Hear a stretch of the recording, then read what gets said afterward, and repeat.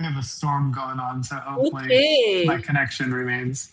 Okay, so we are live here on LinkedIn. Hi, everyone. Hi. Hello. Hello. Hello. And welcome to Leading Consciously. I am Saima Gilani, founder of Talent Edge World, where I coach executives and leaders on mindset and conscious leadership. And today I am joined by three incredible voices in this space: Dr. Cassandra Braxton, Christine Manshine, and Dr. Lang Charters. And together we are going to unpack what it really means to lead consciously, and not just in theory, but in the messy, pressured reality of everyday leadership. Conscious leadership is not just about being calm all the time or having it figured out. It's about awareness, right? Intention and choice, even when things get hard. So before we dive in into today's questions, I would love for each of you to briefly introduce yourself. Over to you, Lang. Maybe you want to get started first? Sounds great to me. I'm stoked to be here. I'm Lang Charters. And so, in addition to coaching, I'm a yoga teacher, I'm an author, and I'm a spiritual director. And so, kind of all of those together. And I took the long way there. I went and got a doctorate first in leadership and spiritual formation in order to become a life coach. And that's because my passion is to help people be fully alive and free and whole. And so, to say it differently, it's to connect to your true self, that place in you that knows what to do, that's confident, that's calm, that's joyous, that's connected to yourself and others and something bigger than and beyond ourselves, and as well as being connected to others, and as well as being connected to somebody bigger and something bigger and beyond ourselves. And the way I like to put that is I help people. I'm a navigator. I was a navigator in the Air Force. Got to fly. It was cool. And I like to think of myself as helping people navigate into an upward spiral of love in their lives. That's what I'm passionate about, helping people find and uncover. Wow, I love that. Connecting people to upward spiral of love. Beautiful. Okay, so who wants to go next? I can go. Mhm. Thank you very much for having me here, Saima. My name is Kirsten Meinschein. I'm working in leadership development as a trainer, coach, and university lecturer for more than 20 years now. So my passion is around how to lead with more positive energy, and energy that drives us and fuels us and makes work a little bit fun and motivating, and not just leaves us, drained at the end of the way, just living for the weekend or the vacation. Yeah, that's what I'm passionate about. So I'm working with companies in different settings, in group settings and individual settings, on how to create that environment so that the people in your team really want to contribute, really, so they feel motivated. How to make that they can contribute. This also means like that. What is expected from them aligns with their strength, and create some flow in what they do, and also allow them to really participate and maybe make those mistakes that we all learn from. However, when I talk about that, it's not only about, creating that, behaving in somewhere for creating that environment outside, but for me, real leadership development starts always within ourselves. So how can we also find that and create that environment for ourselves in our day? That is so beautiful. Yeah, that leadership is within ourselves, right? We can definitely embark on so many leadership programs, so many trainings, but sometimes the most important thing is looking inwards, right? Exactly. And, That's and, and where start there. we are going to talk about in a while in this session, which is the key to the conscious leadership that we are going to talk about today. Wow, I'm already Right. excited. Beautiful. Thank you so much. Over to you, Cassandra. Okay, so I am Dr. Cassandra Braxton. I'm the CEO and founder of Grace Under Fire Coaching and Consulting. I coach leaders on leading with compassion, integrity, and a servant minded heart. My background is I started off as a scientist in academia, and then I transitioned into the biopharma industry.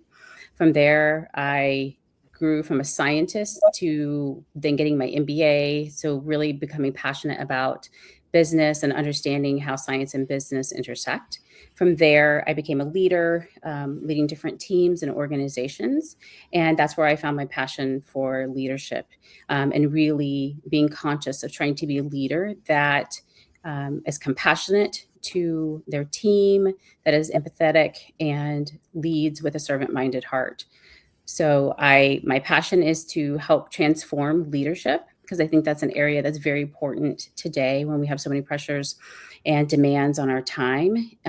We spend so much time at our work. We spend more time at work probably than we spend at home with our families. So we want to make sure that the workplace is a place where people want to show up and be a part of and want to belong. So I think it's really important how we lead in those particular spaces. So my passion is transforming leadership so that leaders become the people that people want to follow. And so by leading with compassion, integrity, and a servant-minded heart, I think we can change and transform our current workplace. Definitely. And that element of your introduction where you talked about intersection between science and business, that is amazing. So I'm just wondering, like, maybe quite briefly, so how do you see that intersection? Because you are coming from that scientific background. So, and now you are embarked on the full-time coaching journey. So how does that intersection look like for you? Thank you. That's a really great question. So it's a very unique space, because being as a scientist, you would assume that a lot of the business decisions revolve around the science. And while I was in the corporate space, I saw that I didn't necessarily understand a lot of the different business decisions that we were making, into what markets to head into, what countries to deliver products, and understanding the whole manufacturing field. And that's where my MBA really helped me. It helped me to understand the value proposition, what it looks like to go into different markets, what is impacted by that.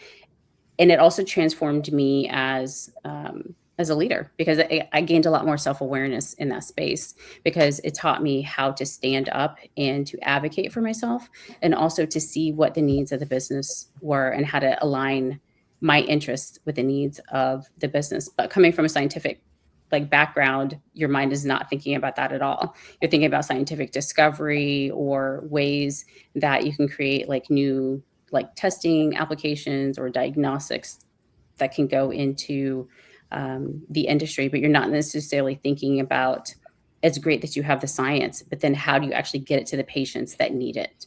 And what does that look like? So it gave me a whole different perspective for that science field. And I'm still very passionate about the science field. And then also for leadership from that, because the people who are in there doing that day in and day out, trying to meet the different deadlines so that we can get medicines to patients, it's the leaders who help shape that day-to-day environment for you. And whether you show up as your authentic self and inspired and feel engaged, or are you disconnected and not really moving forward? And then that's where I see the leadership is so pivotal in that experience.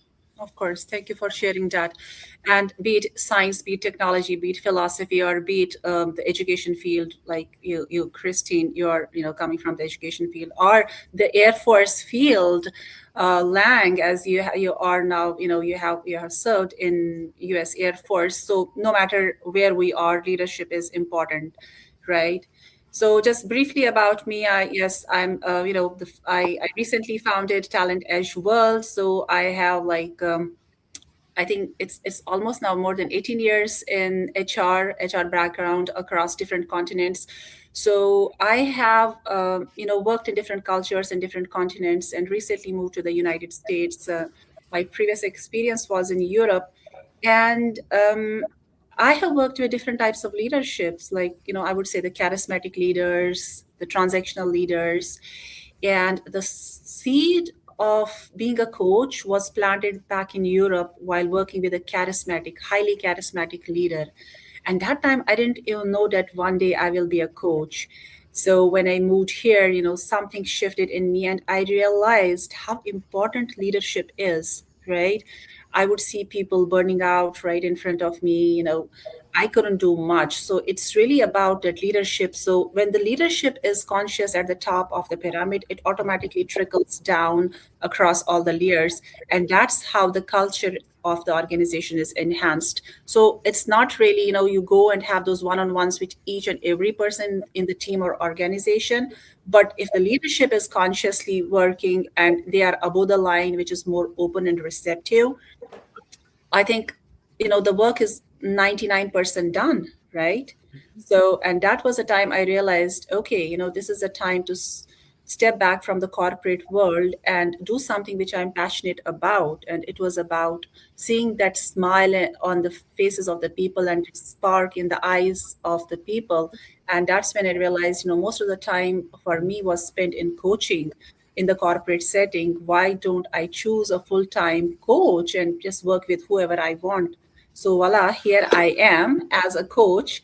So going back to you, if we talk slightly around self-awareness part, so when we talk about conscious leadership, it really starts, we all know that it starts with knowing yourself, right?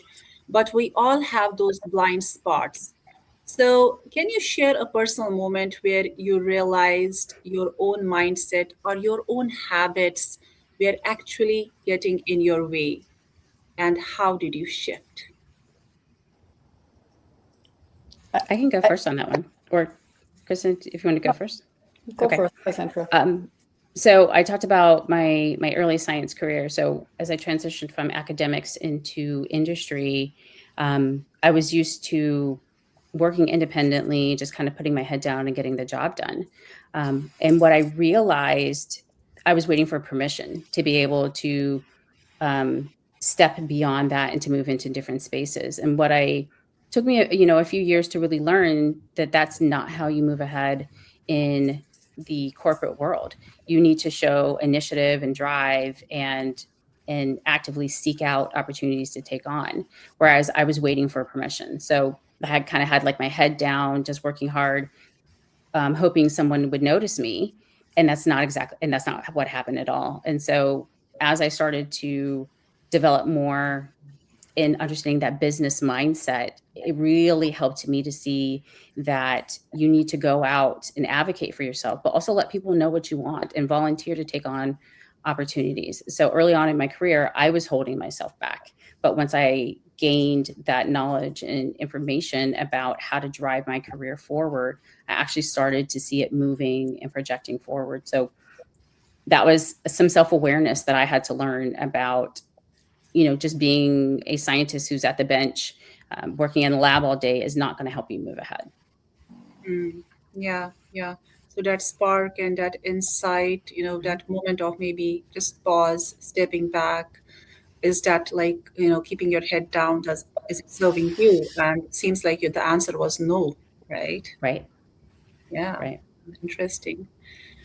Okay. And how about you, Christine? Yeah, I'm sure there are many, but the one I'm aware of now I can resonate with that. is the one around time and time management. So for me, I'm a mother of three. For me, motherhood and family rank very high on my values. So I'm really, invested in that. And my husband is usually away during the week. So, so I tried how to build my professional success around that. So one, let's say, limiting belief I had is that I never have enough. And it sounded so logical. I mean, given my situation, I was like, how can I ever, get this done or move forward? Because I just don't have time. And once you have time, one kid was ill and at home and, all the things or some unexpected things coming up. So it was totally clear for me that given my situation, I just don't have enough time and enough freedom to get things done. Until I think it was last year in IPAC, when it came about, like, what's your perspective on time? And therefore, the first time I realized that you can have different perspectives on time or different relationships with time apart from it's always scarce.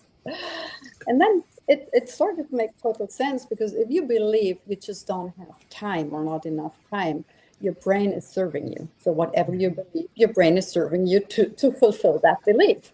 And this was really a huge shift and a huge blind spot I haven't seen for years. Yeah. It also depends on me. So I don't say that then I told myself, now I have all the time I want, I can do everything. No, because that would be unrealistic, and my brain would go, mate, go and tell that somebody else, that story. So but what I shifted was to start telling myself, when I noticed I fell into that trap, was to say, I have enough time for my priorities. So this would make sense to me, that, to make priorities and say, I can get priorities done. Maybe not everything on my list, but what's most important. And this helped me a lot. Yeah. That is the great insight, like prioritizing, right? When we have that urgency of tyranny, or tyranny of urgency, however you say it, like, what are the top three things or top five things that come to the surface? And let's start from there. Of course, we have so many things. Our plate always remains full. But the big question is, can we just finish it all now? Answer might be no. And if it's no, what would be the other possibility? Prioritization, as beautifully mentioned, that could be really interesting way of, like, taking those baby steps. Start with one thing, finish it off, then let's think about the other thing. Yeah, exactly. And make myself believe that I can do it, because, this belief also held me back from maybe just doing and finishing the steps. Of course. Yeah, definitely. And Lang, what about you? Yeah, that's fantastic. I definitely resonate a lot with what Kirsten said, shared, and that, as William James said, we're soon to become all our beliefs. Like the things that we think like form and shape us become our destiny in a sense, unless we, step back and consciously choose for ourselves. And so, like for me, the belief system I was in a way born into, right? And, and not that I didn't choose it as well, but like it was scarcity, it was competition, it was, like, Ricky Bobby and Talladega Nights, second is the, or, like if you're not first, you're last, kind of type deal.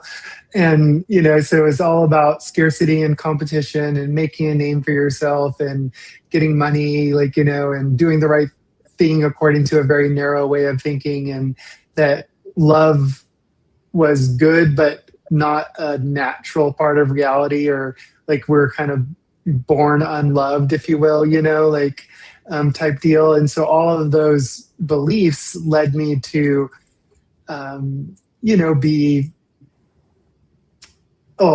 not as well as I could be otherwise, right? And so the shift was that I could, similar to Kirsten, like, oh wait, there's a different way of thinking. I have different options. Like these don't have to be the beliefs that I believe in that are guiding my life. Like in scarcity and lack and competition and dog eat dog guide your life, that puts you in a very, narrow and limiting direction. And then when my eyes became open to the world of possibilities that love brings, and that life is abundant, that we are all loved just because we breathe and are exist and we're born, that we're born beloved, right? And that we're born precious, and life is precious, and that there is more than enough for everyone, right? And that life isn't about competition, it's about connection. It's, it's not about me being above you, it's about me coming alongside you. And if needed, me coming beneath you to help lift you up, right? And as I do that for people and people do that for me, like it's like the rocks, the boulders, of the heaviness of that former constrictive limiting belief system, like just crumbled away or fell off, and like the wings kind of grew out, from figuratively, from my sides, and kind of the shedding of that limiting belief system, like really helped me and those that I've been, fortunate enough to do life with, like, learn to fly together, like, and everything is brighter and more beautiful in that shift of consciousness, right? So, yeah. Yeah. That's so beautiful and powerful, Lang. Like, what you just mentioned, we are born precious. And it's not about competition, it's the connection, let's fly together. I mean, these are amazing insights. And I wish, like, one day we all have that level of consciousness. And I'm thinking, like, how beautiful this planet is gonna be, right? For our progeny, for our kids, for ourselves, as a matter of fact. And the beautiful thing is, when we start actually embarking on this journey of consciousness, the biggest favor we are doing to someone, it's to our own selves, Yeah, right? absolutely. So when we are in a conflict with someone, they might not even think about it. We feel angry and frustrated. It's taking a toll on ourselves more than on the other person. So when we think about that, definitely we are doing more favor to ourselves than anyone else, right? That's beautiful. Very nice. And well, if I give a little bit, my 2 cents here, and I totally resonate with Christine. Like, I have multiple things to talk about on this part of our today's discussion. I'm a mom. I have two beautiful sons. I moved many continents, following my husband's career. So many women, if we have someone in the audience, they might definitely resonate with this, like, leaving behind your career, your established life, and then every time, moving from one place to another place, not an easy one. So it was definitely not easy, mix of emotions, excitement to see the new place, living a new life, but at the same time fear of, like, starting from zero, starting from scratch. Every time, the first time when I moved from Kashmir to Paris, and then from Paris to the now in New Jersey in United States. So I still remember the first day when I moved to Paris. I didn't know how to speak the language of the land, and that was like, I have to now break the market. I have to start from scratch. So that time, like, I could have decided, okay, leaving behind everything, going back. That was an easier option, way easier option. But might be, every time when we think, I keep thinking about, like, that example of ship. The safest place for the ship is the harbor, where you feel comfortable, right? But that might not be the right place for the ship. So those were my, I know, I felt overwhelmed, I felt frustrated, I felt angry, not for a day or for a week, for months, for years. Actually, for years. It took me 3 long years to build my career. But the shift was, one moment I could specifically talk about. I went to career counselor's office in Paris, to seek some hope, because French market was really a difficult one to crack. And the first thing I heard from her was, "Oh, you don't speak French, and you're looking for a job in France." So that was a big one. I was like, okay, I came here for some hope. So, I mean, this is not what I was expecting. That moment definitely broke me. It shook me. It took me a while to, pull myself together. And then I was like, what next? I had already completed my MBA from Kashmir. So I was like, okay, so this calls for, starting from scratch again. I had a 15-month-old son who is now 15 years old. So that time it was very difficult, managing the new place, new life. So I was like, okay, it's the time going back to school. So that was a shift. That was a moment of self-awareness. I was like, I'm not giving up. I don't want to do that. I went back to school. I decided to learn the language. And that was a starting point. That moment of self awareness, not going back, let me struggle, let me give myself one more chance. I did it, and I'm happy I did it, because after that, I never looked back. So it didn't come Mm. overnight. It was not easy. It was not smooth. It meant a lot of resilience, but it paid off eventually in the end. So, that was something that I keep with me, and I learned a lot. Tough way, but I learned a lot.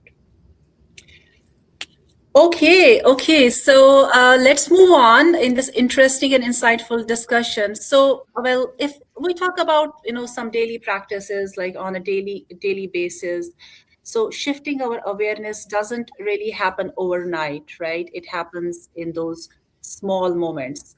So, what is that one daily practice or micro habit you use to snap yourself out of that, autopilot mode and bring yourself back to the present moment? Who wants to I can first? start. Please go So ahead. I think for me, I maybe have like a few different like micro habits that I do. The first one is I start my day off with meditation. So sitting quietly, I will also end up reading my Bible first thing in the morning. So kind of starting from a place of calm so that it helps me to be prepared for my day as it comes. I noticed when I was in the corporate world, my first habit would be to check my phone, see what emails I had. So I'd wake up first thing in the morning and then I'm responding to emails like immediately. And so like that started the tone to my day, and it started it as in a stressful way before I ever made it into the office. So starting my day with not looking at my emails, not looking at my calendar, just starting with that mindset of starting calm, that helps me as I'm going into my day to be able to navigate a lot of those pressures. Now, since I've become a lot more aware of stress and what it looks like in the day to day, of building in like little breaks throughout the day to change my mind so that, and by that I mean like literally change what I'm thinking and focusing on to something different, something that's maybe tactile or like a craft or something for like 15 minutes. But that shift in brain pattern in what I'm doing makes it feel as if I've had a nap for that day. So like when I've been in long Zoom meetings all day long, if I get like a 15-minute break in between, I'll actually work on like a crocheting project and just watch a little bit of a comedy. And it feels like I've had like a few hours nap where I don't actually have to go take a nap in the middle of the day to get that break. But it reminds me that we need to take breaks. And the longer that I'm on autopilot, I can notice it by the end of the day that I feel a lot more worn out, a lot more stressed. And I would say that's how I lived a lot of my corporate careers. I didn't take breaks. I would just constantly work through, and then wonder why the end of the day or the month, or I was just like constantly exhausted and living for the weekend so that I could try to regenerate to be ready for the next coming week. And so making sure that I incorporate those micro habits into my day has helped significantly. Yeah, definitely. Those micro breaks are really important to recharge yourself, or maybe simply instead of keeping those back-to-back meetings, keeping the buffer of like 10 to 15 minutes between the meetings. That helps a lot. Like to reset our brain, to give that signal to our brain, calm down, take a breath, slow down before getting into another meeting, right? Setting the right tone for the next meeting, not carrying maybe whether that energy of the previous meeting into the next one. So you're all over the place, but not in the right mindset, right? Beautiful. Yeah. What about you, Lang? Well, when I'm doing something like this, when I'm on a meeting or on a call with a client, all those things, I have this it's fairly weighty bracelet that says only love on it. And I roll it around in my fingers, like to have that tangible connection to something, solid, but also meaningful to me, that helps me it's almost like it calms the waters in my mind, by staying connected to the feeling and the bit of movement of this, so it helps me stay grounded and connected in the moment. Another micro habit is, is really honestly like taking a shower like every day, like after I work out and everything, and just kind of really enjoying it, right? Like, kind of luxuriating in the feel of the water and the temperature of it and the the what is it, loofah, whatever, the little scrunchy things that you wash yourself off with, right? Like kind of the feel of that and how good it feels on the skin to like, and like, so kind of that helps me in the mornings, at least during the week. I always make my wife Lisa's coffee for her and bring it to her. And, I'll ask her if she wants breakfast. And so kind of like these moments of like being consciously connected to the rhythm of the day and how I can then, be loving in that moment and mindful in that moment. And then really like, like the microest of connection points is like when something starts to spiral or go, or the body just needs something, just a like, a sigh or a silly noise. I'm a king of silly noises. Or like, we've lived in Sicily for 2.5 years now, and we do our best to like learn and speak Italian. And like my favorite word is they say allora all the time. It's like, it means so, generally speaking, but it means a lot of things, and they say it all the time. And even just like allora, so that's like our favorite thing, is like as a sigh, and you say allora, and then that makes you smile. That brings me to where I live and the gorgeous people here. And so that's another fun kind of micro habit that keeps me That's conscious. beautiful. That's beautiful. I can talk about many French words, like, if my French colleagues are still here, listening me, and they would make fun of me in a good way. I loved that, there were certain words and they were like, Simon, can you just pronounce this specific word for us? And actually my manager once, she recorded a video also. She was like, I want you to pronounce this word. Come on, do it. And then she clicked and put the video. And she actually showcased it, on my farewell. That was also there. I mean, that's fun. Okay. So how about you, Christy? What do you do on the day-to-day basis to keep yourself, in that calm composure? I think apart from some morning routine, I have this daily check-ins. So I try to check in as often as I can. Like, how do I feel now? Take this, moment of awareness. And whenever the answer is like some negative feeling, aka stress, then like to pause for a moment. And basically then there are many different things I can do. I just like, what do I need now? What helps me now to calm down and get out of that loop. And this can be anything from a few breaths, deep breaths, or maybe making me a coffee. And it reminds me what you said, Leng, like really, sipping it, like, like using your senses, basically. I might just listen maybe to the birds over there, that you listen to, or all that kind of stuff. Or another one is then to take a few minutes and to sit and to not try to think, not to really force myself, but like try just to be. And whenever a thought comes, like let it go, like the clouds on the sky, and just like be. And that helps a lot. Yeah, definitely. That pause is really important, and then let it be. That's beautiful. I think I have the same mantra, like, taking a pause is really a beautiful one. Sometimes I call it like, the 90-second rule, depending upon what kind of activity it is. Like if I come across a mail, maybe 90-second pause is important. If it gets slightly intense, maybe, conversation with a friend or family, I might prefer a longer pause. It might be 24 hours. I don't want to get into the conversation with them then and there because I'm not in the right mindset. I don't want to react to the situation. I want to respond. And automatically, after 24 hours, I actually sit with it. I accept the situation. And then I move to the another energy level that could serve better both of us, right? Yeah. Instead of regretting later, oh, I could have maybe reacted in a different way. I prefer complete pause, stepping back.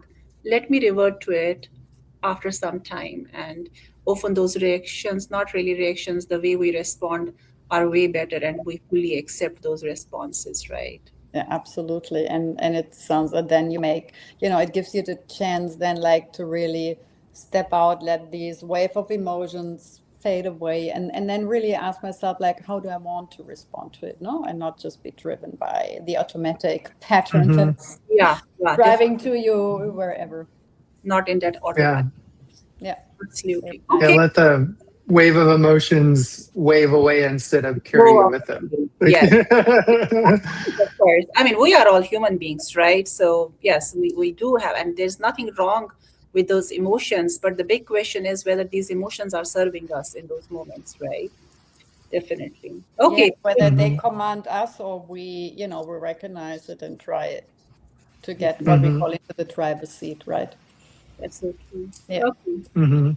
So as we are moving pretty much towards the end, if I ask you, if the audience takes away just one practical insight from this beautiful, rich conversation that we just had to live or lead more consciously starting today, what should be that? Who wants to get started with this $1,000,000 question first? I'll go. Hmm? So, I mean, and we've hit on it a few times, and I'll amplify it, if you will, also. So, it's all about pausing. Taking a moment to clear away the noise, right? Whatever that may be, right? And to center, like, connect to the ground, connect to a bracelet, connect to the air on your skin, connect to your breath. And that's the other part, connect, right? Which brings you then into your true self, your higher self, your soul. And then from there, in a sense, you're still present, but you're also able to step back and have that greater, that God's eye perspective, if you will, right? Of that, what in this circumstance will be of the most benefit to me and everyone else involved? What is the most loving thing to do? What does this trying situation with my teenager, how am I going to best benefit them in this moment while remaining true to myself? And you can keep filling in the blanks of that moment and the applications that it has. So it's, the amplification, the single word that I would use for that is embodiment.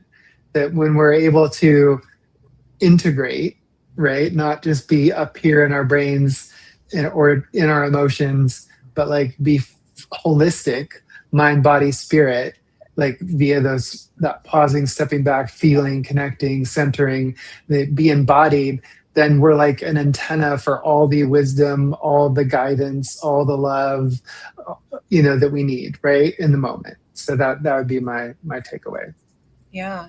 I mean, the big thing, like the biggest takeaway, that pause that you just mentioned, that is really strong. That is really important because we are in this life in the vicious circle when we are already doing one thing and the other thing is already in our mind, right?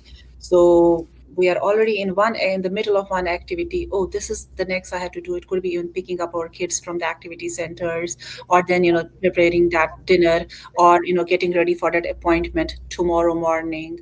So this is how the life goes on. Life will not stop, but it's about how we respond to life. That's more important. Yeah, Oh, not react, respond. Yeah. Cassandra, what about you? Yeah, I think what Lang said like really resonated with me. It is that pause. It is the connection is being present in that moment of like not constantly looking ahead to, oh, in 3 hours I got to do this, tomorrow I got to do this, next week I got to do this. Being present in that moment, and then with those around you being present. So making sure that you're attentive and not distracted.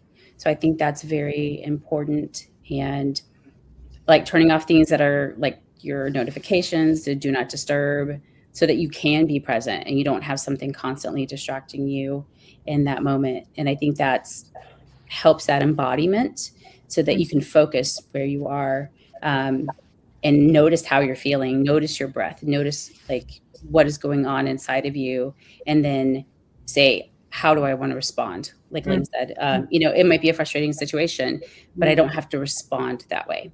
I can respond in a different way. And I like to say like attracts like. So if you put out positivity, you'll likely get that positivity out back. But if you put out negativity, that's likely what's going to meet you. So pausing for a second when you're frustrated or any of those things to say, how best does this serve me? And does it serve me to react in this negative way? Likely not. So how can I do this differently? How can I be mindful of what I'm about to say or what I'm about to do? Not just quickly react, take a pause and say, like when Lane was talking about reacting with his child, I have 2 sons as well, and saying, okay, what would best serve them in this moment? How should I respond? But taking that pause is important, because when you just react is likely not how you want it to go. So I think that's the biggest thing, is we need more pauses in our life. We're in a 24/7 on mentality, especially in the United States. So it's like, when can you find those moments to pause and just connect internally and recognize where you are and who you are in that moment? That's so true. And what you just mentioned, energy is contagious. If you give negative energy, you will receive the same in return. So if we want the positive energy, let's give the positive energy, right? Let's spread the positivity around. Beautiful. Christine. Yeah, I totally resonate, of course, what Lang and Cassandra just said. And for me, another aspect that's very important is really like to do that check-in, and then to explore like what's going on, like what's the story I'm telling myself, what's the meaning I'm giving to this situation, or what assumptions am I making, out of that, and all that kind of stuff. And what is here really, really, really important to me is that we explore that with that curiosity and that self-empathy or self-love, like being kind to ourselves. Because what I often realize in my coachees and also myself, that we're aware of that, but once we become aware of that, whatever story is going on, we kind of judge ourselves on that and make us feel bad because we still have those thoughts or going on. And so really be like more like this curious. So, oh, interesting. Oh, okay. What's that voice? What am I thinking? And because it I don't know, to me, it relaxes, a little bit myself. So, Definitely. and then explore from there, like, what are the options and what best serves me and the others. Of course. So, what I'm just hearing is like, what you just mentioned, like taking a pause, being present in the moment, and then that check-in, very, very important.